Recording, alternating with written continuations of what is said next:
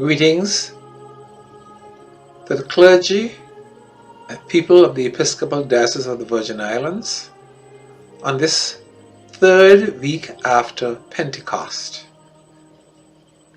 Father's Day. My son, pay attention to what your father and mother tell you. Their teaching will improve your character as a handsome outfit improves your appearance. Proverbs 1:8. Preparing a message this Father's Day has proven to be one of the most challenging exercises for me since the COVID-19 pandemic shut down. I am troubled by the senseless killing of young black men across this nation that has now reached the attention of the entire world, and as such is causing humanity to rise up in protest against such cruel and inhumane actions. Even here in the Virgin Islands, concerned citizens gathered in solidarity with the protest movements across the world. In addition to what is happening in the nation, is the alarming rate here in the territory of the U.S. Virgin Islands, at which our own young black men are having their lives cut short by gun violence or violence. It is doubtful whether any of us living here know any of the victims on the mainland or their relatives, but for sure we all know someone who has been the victim of gun violence or the family of such an individual. Where is the righteous indignation in our community? When will we as a people come together and organize to stop the violence against our young black men? We do not manufacture guns in the territory, yet the possession of illegal guns seems to be easily accessible to a particular group of young people. How are guns entering the territory? Who are the beneficiaries of such an illegal activity? Someone must know. It is time for the systematic killing of our young men to cease. Many of the young men being killed are fathers of young children. This Father's Day will have no significance for those children. Just imagine children growing up without a dad. What will be the role model, or who will be the role model for them? Let us not compare former times with present times. Many of us grew up when it took the village to raise the child. While that adage may still be necessary, our villages these days are very fluid.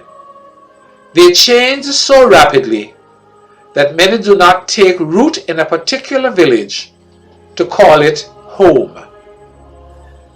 As we celebrate Father's Day, let us ask ourselves, what is the role of a father? How can fathers redeem the times? Psalm 103 verse 13 tells us, as a father cares for his children, so does the Lord care for those who fear him. Fathers, the blood of our sons is crying out for our attention.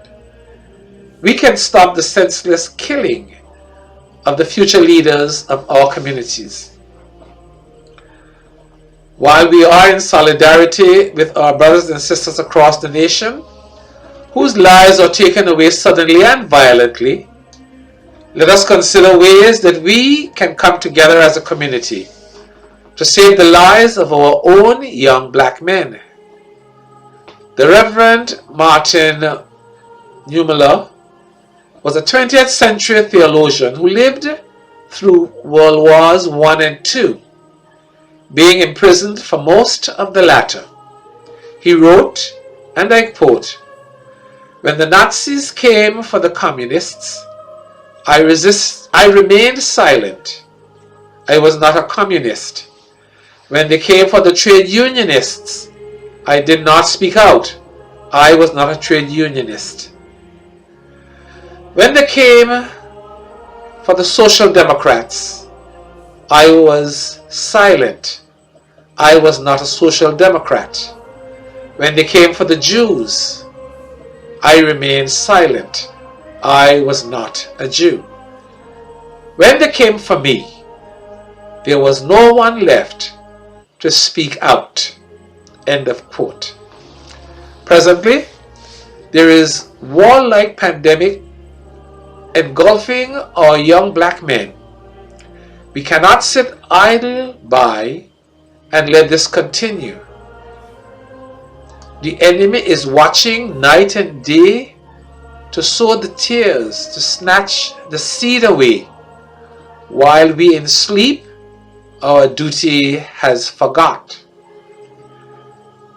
In our churches, when baptismal instructions were given, it was frequently said that the church is the only village left. It is the only place where people gather for a common purpose. From experience, fathers who attended worship regularly with their family gave their sons a model that the sons carried through life. Even when they did not attend regularly, the children remembered their fathers accompanying them to worship.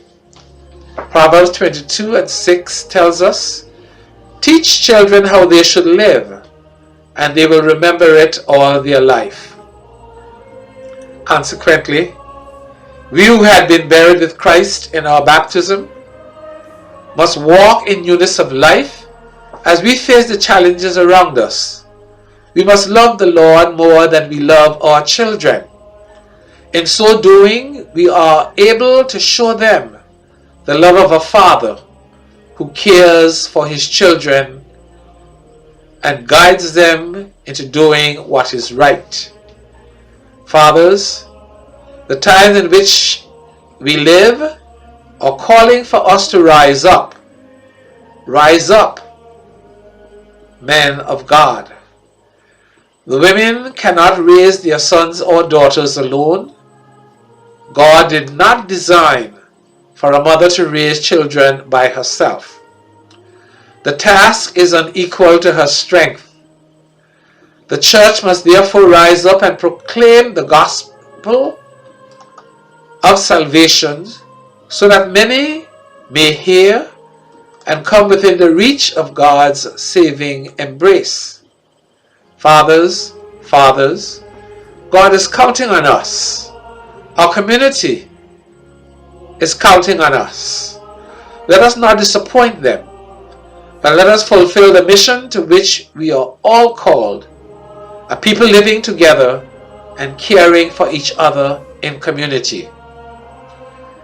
We are each other's keeper. Amen.